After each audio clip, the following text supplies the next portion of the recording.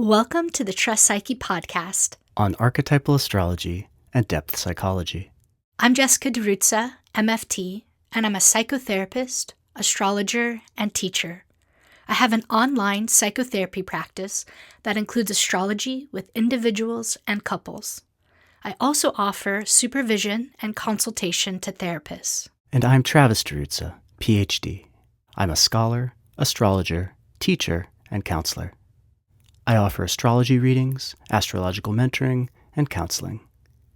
Together, for over a decade, we run the Trust Psyche School of Astrology and Depth Psychology. We have online, on-demand astrology courses for all levels, from brand new beginner to professional astrologers and therapists. You can find us at trustpsyche.com, where you can enter your email address to receive all our videos, podcasts, articles, and events to your inbox. Follow us on Instagram at trust.psyche and on our YouTube channel, Trust Psyche. We love creating cosmic content for you. Thanks so much for being here with us. We hope you enjoy this episode. Hi, everyone. Welcome. Thank you so much for being here with us today. It's October 23rd, 2024, and this is episode 47.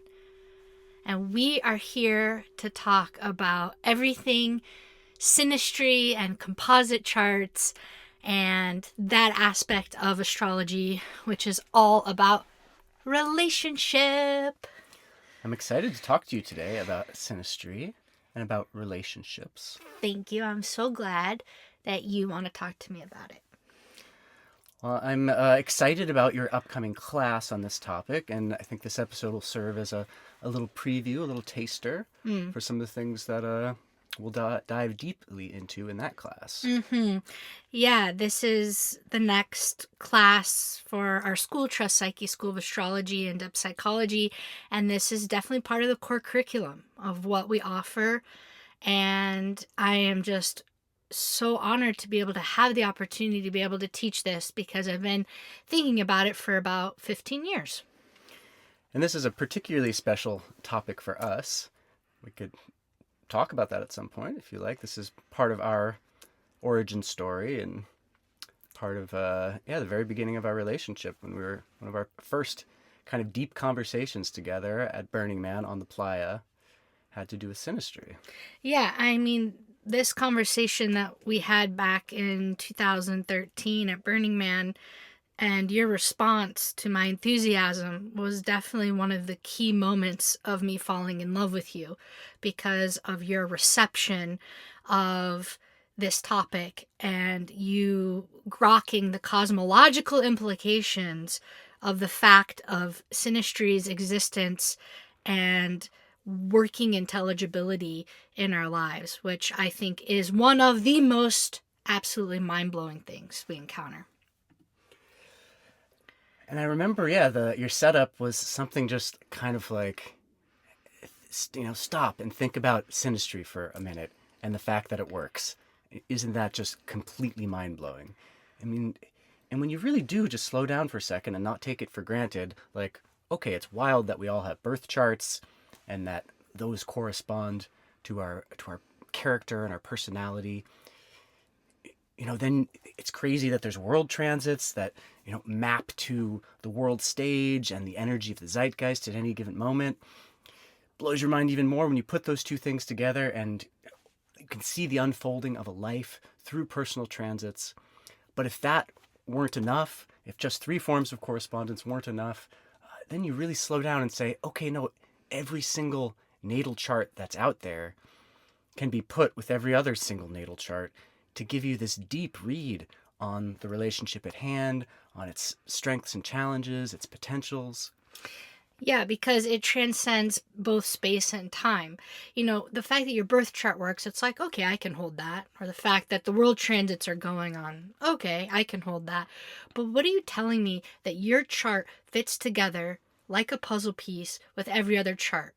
With your parents, with your siblings, with your children, with your teachers, with your friends, with your coworkers, with people from the past who are dead, with people in the future who you haven't met yet, with an author or a poet that you're in love with. Like, you can see your connection with every other soul you pair your chart with. How is that possible? Yeah, and I think, but another part of that initial conversation is we were like, why are more astrologers not talking about this? How are people not just utterly, blown open by this fact? And in fact, synastry is a rather overlooked topic astrologically. Not to say it never gets talked about. Of course it does. But I remember in that conversation you were saying, this is the fourth form of correspondence. This deserves to be on a level with those other three forms of correspondence, those being the natal chart, world transits, and personal transits. Absolutely, because we are born out of relationship. You're talking about the coming together of your parents' charts. You're talking about your chart with your parents' charts. These are the fundamental building blocks of creation and of your psychology. Our psychology isn't just seen reflected in our natal chart, it's our natal chart paired with our primary caregivers and primary attachment figures in the early childhood formative years of our life. So to not look at that is like missing this whole piece of existence, which of course is deeply rooted in a lot of the patriarchal conditioning and blind spots that we all carry living in and being born out of this time of patriarchy, which fundamentally neglects the understanding of what relationships actually are. Yeah, so I mean, right there, it kind of touches upon like the three big components of the class, the way that you're thinking about it. That there's, of course, there's an astrological component having to do with the techniques of laying the charts on top of each other, aspects formed, etc. But then just as important is this psychological piece of the class, really looking into human relationship and the basics of psychology that we would expect to learn even in a graduate psychology program, to really understand those dynamics at play.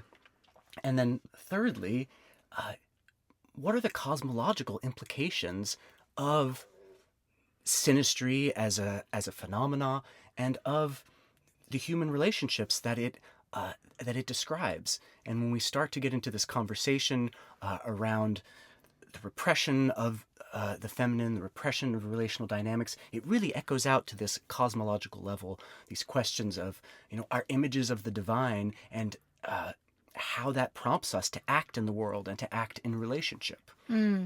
Yeah, I love the grounding of the class astrologically in the technique, because I think a lot of people can shy away from synastry just because of the technical challenges there, the level of complexity that's going on once you put two charts together. It's already a lot just to hold one chart, but then when you put two together, you're holding not just twice as many planets, but you're holding two psyches, and this becomes complex and nuanced and delicate. That's why something like couples counseling or family counseling can, for some people, be more challenging, because it's like, how do you hold multiple beings, multiple perspectives simultaneously?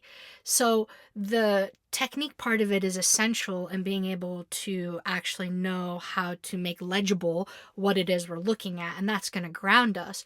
But then the applied theory of it brings in that beautiful component that we have the privilege of at this moment in history, which is of depth psychology, and what does healthy relationship and unhealthy relationship look like, specifically when we're interpreting the different aspects seen in synastry. What are the things we can expect, for example, from someone who has a Sun-Venus alignment in the synastry, someone who has a Moon-Pluto alignment in the synastry? It's one thing to interpret that for a Moon-Pluto in a natal chart, but how do you begin to interpret that when you bring Moon in one person's chart and Pluto in the other person's chart together and give a grounded, compelling, thorough, balanced, and hopefully insightful and compassionate interpretation of that? So it's the application of the theory of seeing the planets together, but through a psychological understanding of how that actually shows up day to day throughout the course of that person's relationship together.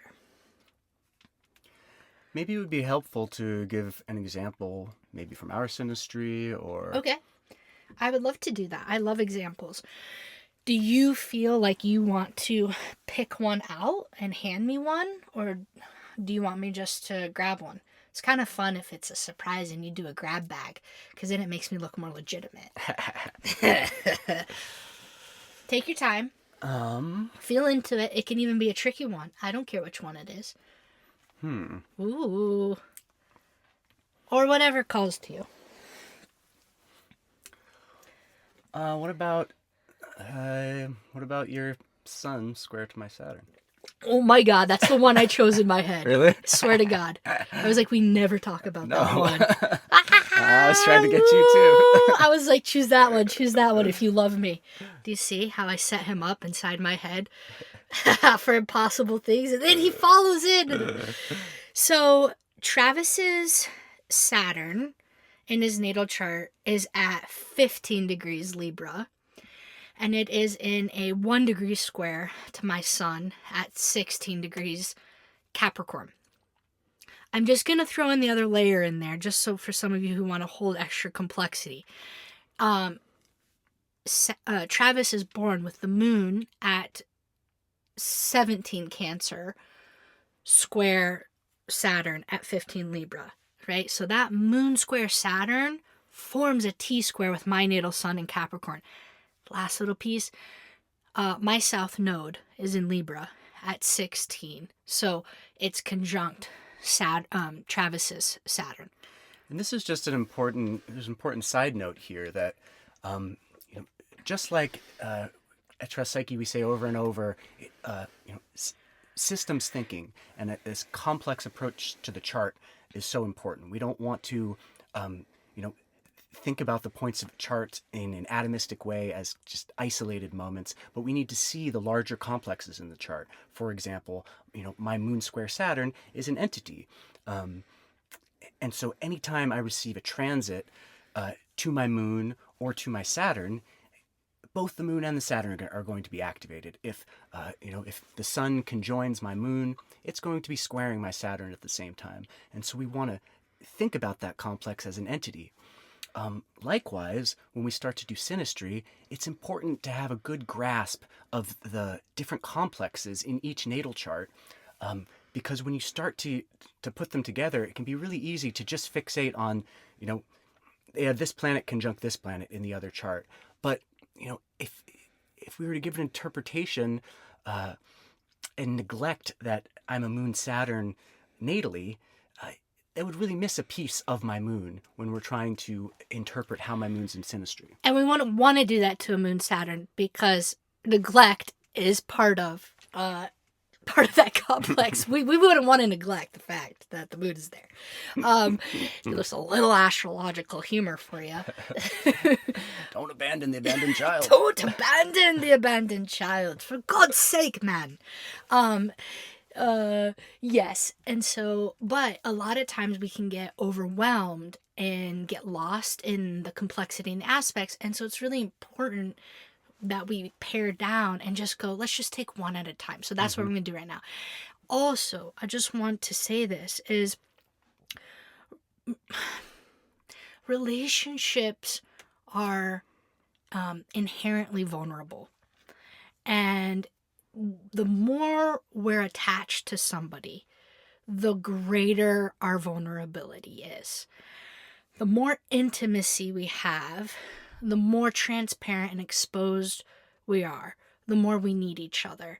And that is very primal. And so there's no way that I can talk about anybody's synastry, but in this case, Travis's and my synastry, without being very vulnerable. So I'm going to do that because otherwise, what's the fucking point? Okay. Hit me. You got a big data, man.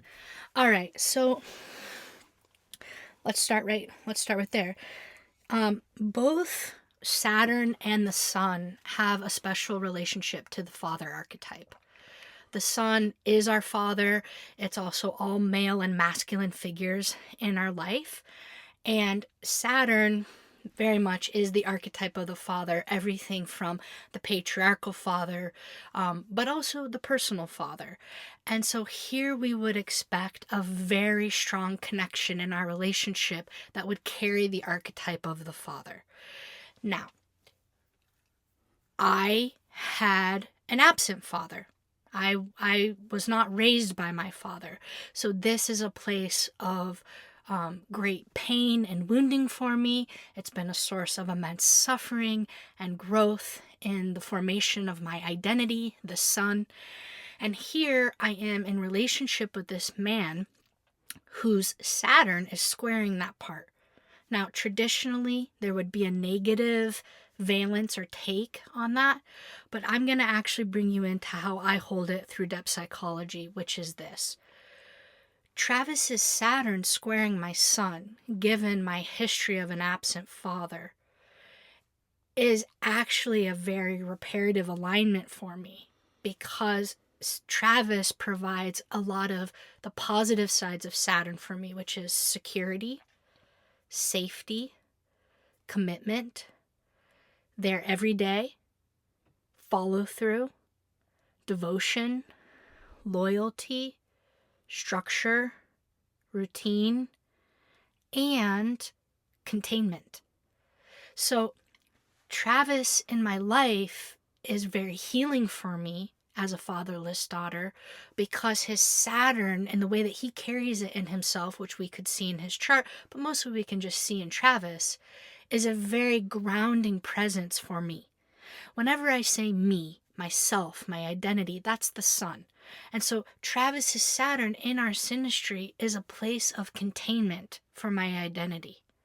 He allows me to feel safe and therefore relax. And what it also does is that Saturn square the sun has allowed me to build strength and inner strength and confidence in myself through that safety and that security, through the commitment and the loyalty and the devotion that has actually allowed my solar identity to grow and blossom. That one way that has shown up is through my career. Saturn is also our vocation. It's our career. It's how we show up and do our work in the world. So that Saturn sun has afforded the maturation, Saturn, and the development of my solar life's mission out into the world. It's through Travis that I became a psychotherapist, that I became a better astrologer, that I started the Trust Psyche School of Astrology and Depth Psychology and stepped into the teacher archetype more, which is also a very Saturn-Sun combination. In our relationship, it is so much of our time, Saturn, and our life force energy, the sun, is put into our work. We work together. We support each other in our careers, both individually and as a couple. And we work really, really well together. We're a super solid Saturn team where both of our identities, even though it's my sun, one level, it's my sun, his Saturn. On another level, it's a shared sun-Saturn relationship. And so both of our careers have flourished in the joining of our union because of the mutual support that we have for one another around building up one another's careers and identities and public persona, the sun, within our Saturn work. Very nice. Thank you. There's a lot more I could say. I think that was a great example. Okay. I mean, it's infinite, right? You could just go and go and go. But, that's an example of how we holistically hold an alignment that is supportive and empowering without being scary. But I wouldn't be doing it justice if I didn't bring in some of the shadow pieces or some of the challenges that we might experience there with that alignment. Sure. Tell us about that. Okay. So whenever you have that alignment, something anybody would have to watch out for is criticality. We have to pay attention to make sure that we don't become critical or judgmental of one another. Saturn is the superego. It's judgment. It's criticism. It can be harsh. And listen, we have exacting standards for ourselves and for each other. So we live in a high integrity relationship where neither of us gets away with anything. And that's how we want it. But that's also part of the Saturn there, is there's high standards. We are very discerning with each other and judicious, and we hold each other to a high level of ethics and integrity. But if we are in a fight, or if we are sleep deprived or under resourced in some way, we're more prone to the shadow expressions of that, which would be putting each other down. So we have a rule, Saturn, in our relationship to make sure that we don't do that. That neither of us criticizes or judges the other person. And if one of us starts to do that, we call it out and we say, hey, you're being critical of me. Please don't do that. And it's almost like this shorthand of we know what the shadow potential is to look out for, which is one of the gifts of astrology. And looking at synastry is like, this could be a pitfall of ours. Putting each other down, being critical of each other, judging each other, right? Yeah, and I think that was harder for us in the very beginning when we were getting to know each other's styles. And yeah, I mean, you came up with the rule. You're the one that noticed it first, because especially me being a Capricorn and coming from a very judgmental lineage, but also me in trying to adapt to your unique style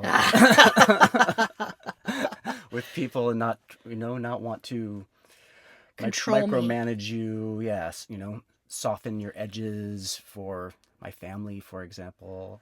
Yes. I've so appreciated that about you, and it's deepened my respect for you, which is also a very strong Saturn Sun thing, is like growing our respect and trust in one another, right? And like knowing that the person has the best of intentions, even if it doesn't always come out, quote unquote, the right way.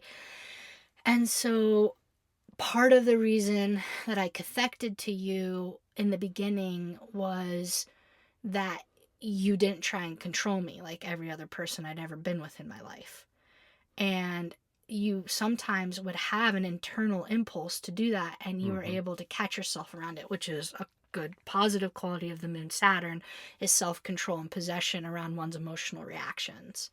However, that doesn't mean that those real feelings weren't still there. And so what did we do a lot, especially in the beginning years? We talked about it. Every time you wanted to control me, every time you wanted to edit me, every time you wanted to stop me, all of this is the Saturn. Stopping, editing, controlling. We talked about it. Right.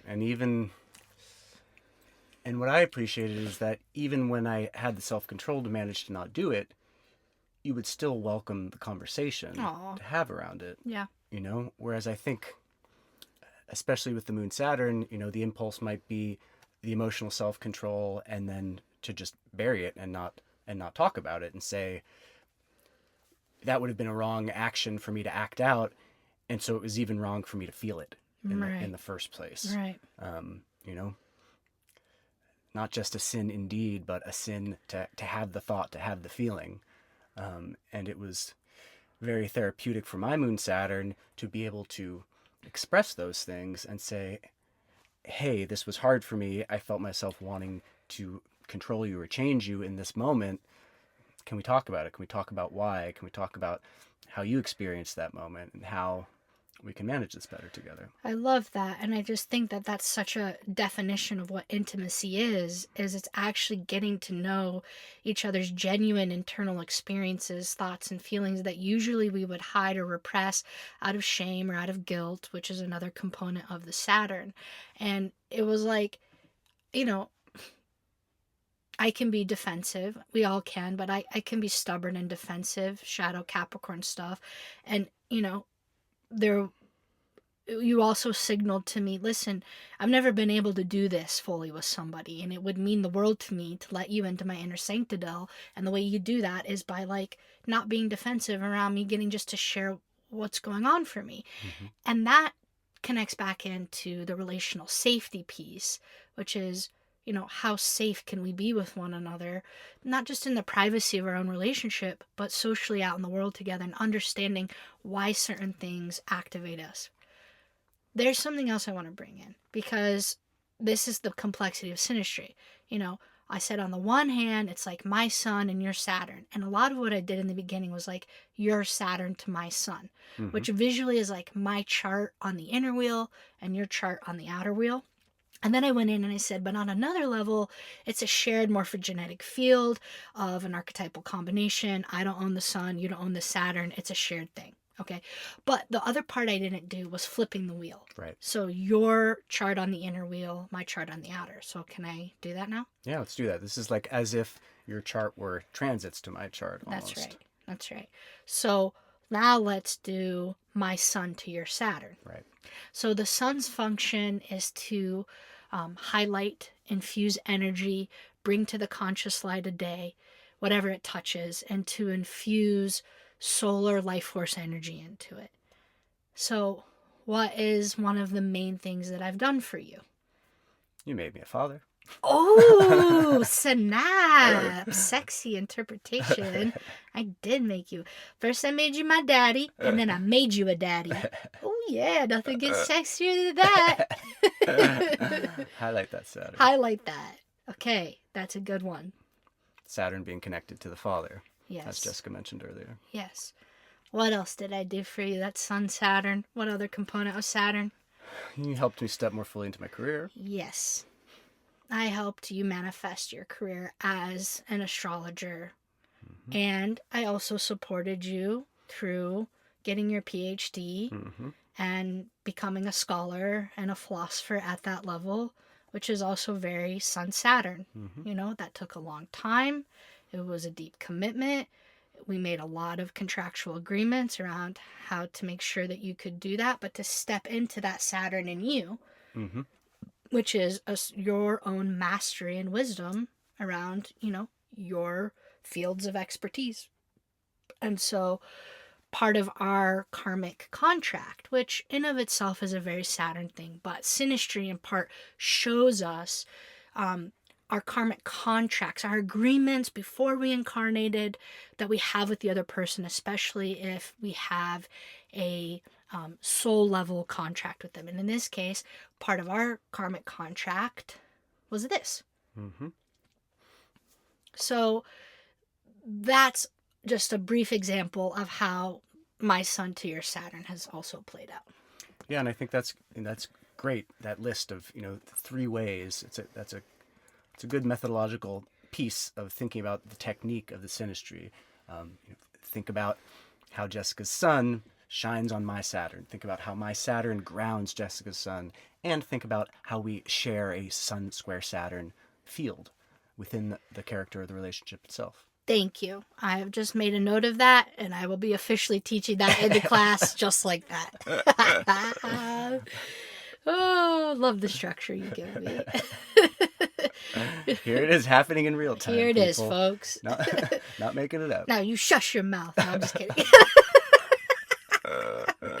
Oh, bad humor. Okay, now what? What else is there to say about synastry? I think for me it's about how grounding and important it is to look at. So for example, like therapeutically speaking, in my clinical practice, I'm looking at synastry all the time, because when I'm working with couples, it helps me understand the nature of the relationship and the dynamics there, the gifts and the challenges and the places where, they tend to get stuck. But also it's really helpful to look at when you have an ongoing relationship with a client and looking at the synastry that you share with them. I mean, even something as a one-time astrology reading, the astrologer's chart with the client's chart, that coming together is the reading. And so that's why in part we get a different reading with every astrologer. It's not just because, they're a different person or they have different training, but because the way that our chart and their chart fit together literally produces a different outcome of possibility. You know, a different energetic signature within the felt quality of the reading. I'm always so taken aback by how different the energetic tone can be from one reading to the next. And I've gotten so much insight into that by looking at the synastry. You know, even doing 2 readings in the same day, you know, in one reading I feel so fluent. All the words are just coming right to my mouth. It's poetic, it's deep. You know, we're both moved. You know, and then another reading in the same day, I like can't get the words out. It feels stuck. And you know, sometimes we can chalk those things up to personality differences. But when you look at the synastry, so often you see it. This happened to me just the other day, and I was like, looked at the synastry afterwards, and I was like, oh, I should have checked on that. Their Saturn was, you know, smack on top of my Mercury. And it was just hard. It was just hard to get it out. Hard to get it out. Hard. It didn't have that same flow of communication that I might have with a different client with more favorable synastry to Mercury. This speaks so closely to both like our subjective experience of a person. Like, you know, why is it when I talk to this person, it just, I feel the flow, I feel the chemistry, it's so great.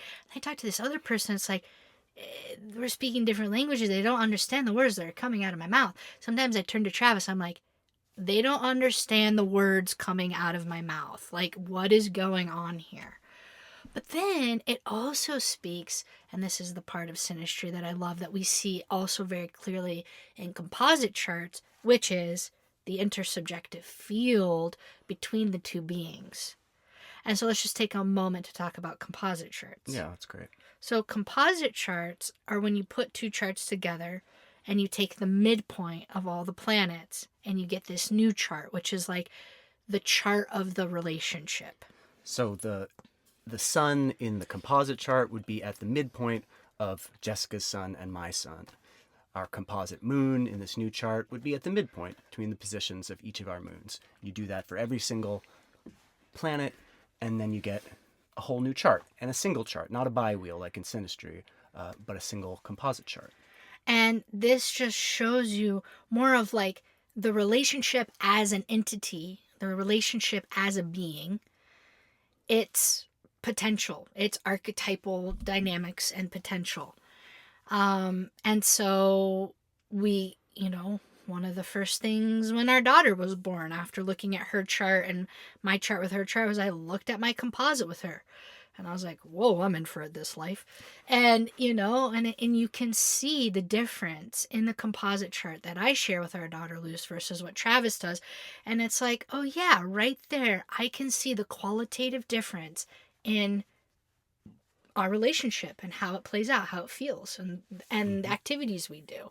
And so the composite chart is like this whole other miracle of what happens in the middle space in between us when the 2 of us come together in co-creation. And that's like a whole other fun, intricate layer to use when you're trying to understand what's going on in one of your relationships. In class, Jess, are we going to get into looking at transits to the composite charts and to the synastry? Yeah. So I am, in my autistic brain, always loving greater levels of mapping complexity. So then after you are able to read the synastry, what you can do is you can take the world transits, put it on top of that bi-wheel, and understand how that relationship is unfolding through time at any given moment, and what that relationship is going through by looking at the transits to the synastry. So that would be a tri-wheel. And so just taking the example we were using before, Jessica and I might get a transit from some other planet to that Sun-Saturn square. Yeah. So it kind of, I'm like, is that going on right now? Because like, why'd we choose that? I mean, the sun just went over it. The nodes are relatively close to it. But like an example of this, like you could take a very simple example where you don't have to even look at the chart and just say, okay, for example, when you've been in relationship with somebody for 7 years, you're at the first waxing Saturn square of that relationship, which has universal qualities to it. It's a time period often where the relationship is needing to mature to the next level. And so there's some kind of challenges that are presented that are needing to be navigated and negotiated together to mature that relationship. And sometimes that is going to be ending certain aspects of the relationship or the whole relationship, or it's going to be deepening the bonds of it and continuing forward into greater levels of commitment and responsibility. Now, that's like a universal basic thing that we could do for anyone anytime. But then the relationship has its own unfolding that we see through the transit. So, for example, when Travis and I got together in 2013, we know that in the world transits, there was a Uranus square Pluto. That Uranus square Pluto, Pluto in Cap, Uranus in Aries, was going directly over this part of the chart that we were just talking about in our synastry. My sun, his Saturn. And so the formation, the imprint, the holographic beginning of our relationship, the backdrop of that happening in the collective zeitgeist of the Anima Mundi was our Uranus-Pluto time. So Travis and I came together and formed our bond and our love story in a Uranus-Pluto time, which means that on some level, we're going to be carrying that archetypal signature on that part of our synastry for the rest of our lives, because it's almost like the birth moment of that relationship and how the world transits are influencing and activating that part of the synastry. And wasn't it a grand cross with Yes. Jupiter and Venus then too? I mean, Yes. with Jupiter and Venus going over that part of our chart, our relationship being seated and forming in this conversation around relationship, and that just, blowing our minds. Yeah, I mean, to paint the picture, like we left our camp and we got on our bikes and we're like biking along. It's the middle of the day in the high desert. And we're like, I look over at him and I'm like, hey, you want to hear what's so astounding about synastry? And you're like, what do you got? Bring it to me. And we like kept having this conversation. And I remember we went to the porta potties and we were like continuing the conversation while we were each in our own porta potty. And we come out and you remember that guy? He opened up. He was like, oh my God, what are you guys talking about? And he was like, where can I learn more about this? You know? It was like our camp's right down the way. Come get a It's reading. an astrology camp. Yeah. But that's a very Jupiter, Venus, Uranus, Pluto grand cross thing to have happen. Mm-hmm. And just like you're bringing in, it's this holographic layer of like, that's the seeding of our relationship, but it literally happened in the seeding of talking about synastry. Talking about relationship. Yeah. And here we are, 11 years later, doing this class, which in many respects was born out of our love moment. Mm-hmm. Aww. So yeah, that's just like an example of how we then can map transits onto synastry. You mentioned this a minute ago, but maybe you want to say a word more. So often when we think about synastry, we think about love relationships. You talked about, relationships with a client. And briefly you mentioned with our daughter, but I think it's so interesting to look at synastry with parents and what can be illuminated there. Yeah, I mean, it's one of the most activating things to do mm-hmm. is to look at our chart with our parents' charts. It's probably for most of us one of the first things that we do once we learn astrology, is trying to understand what was going on there, what's going on there. So yes, I do hold with a lot of sensitivity and reverence that looking at our chart with our parents' charts is activating. So there are going to be exercises in the class where I guide people on how to do it, if they want to do it. And it is, I think, one of the most illuminating and ongoing, clarifying practices to do. To this day, I'm 17 years into being a professional astrologer. I am still learning things about my chart with my parents' charts and understanding that relationship, those relationships. So it is the gift that keeps on giving. And it is the backdrop to our life. For better and for worse, whether we like it or not, our relationships with our parents go to the very core of our being. And it stays there for our whole lifetime. No matter how much growing and healing and evolving and how old you get, you revisit that again and again. It's part of the human experience.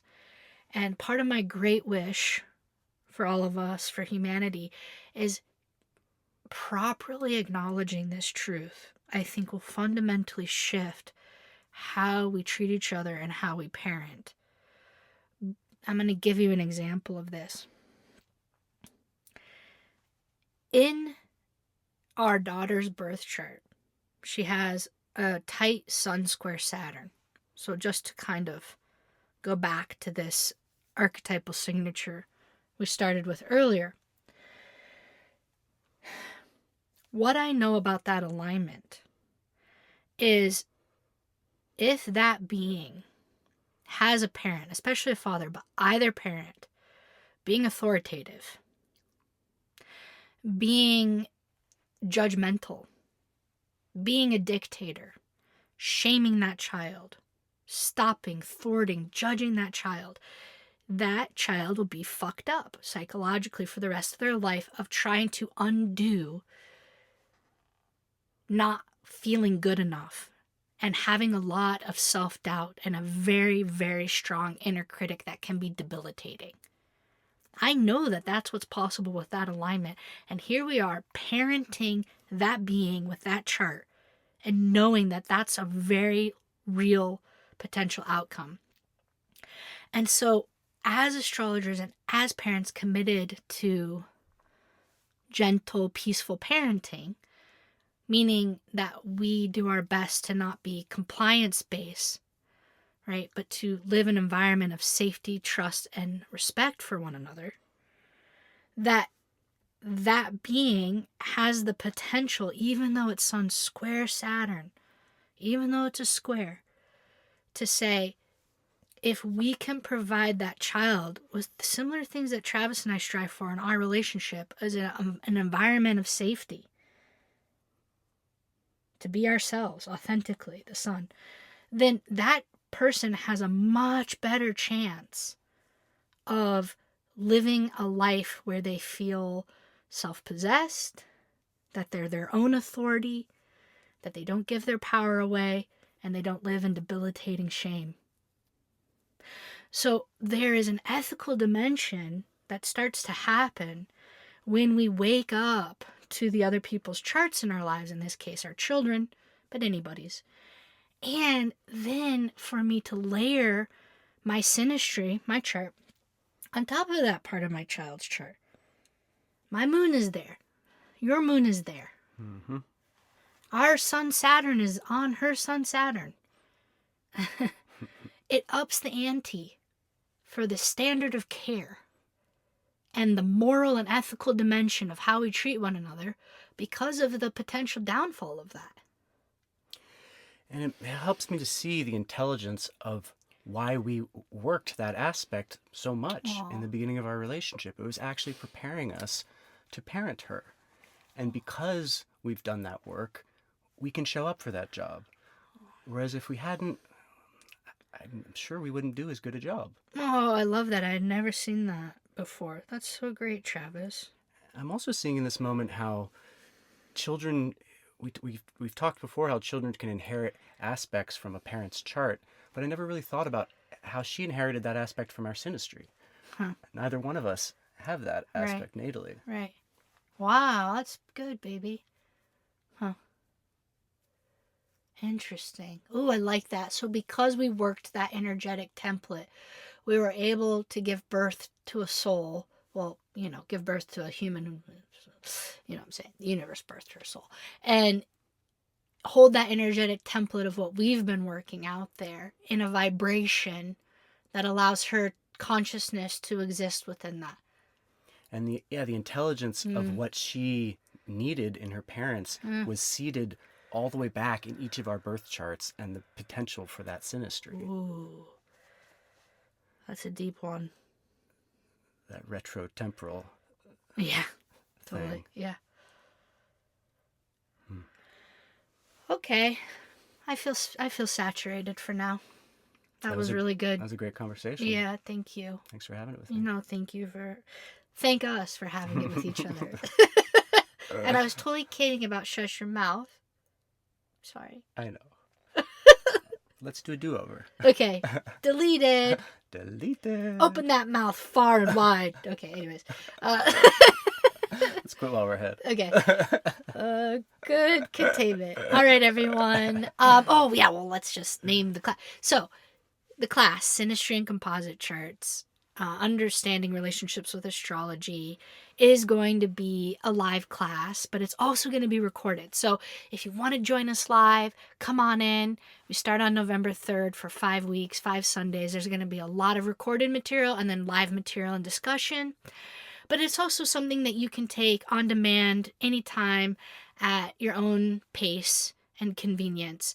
And you can go to trustpsyche.com/astrology courses and you can read all about the course. You can sign up for it. We would always love to have you. If you ever have any questions, please reach out to us. We're always happy to hear from you. Travis at trustpsyche.com. He's the director of programs, super friendly and helpful, as you can see. A reparative father for us all. No pressure. And it would just be, my delight and honor and privilege for you to come join the fun in any way that feels right to you.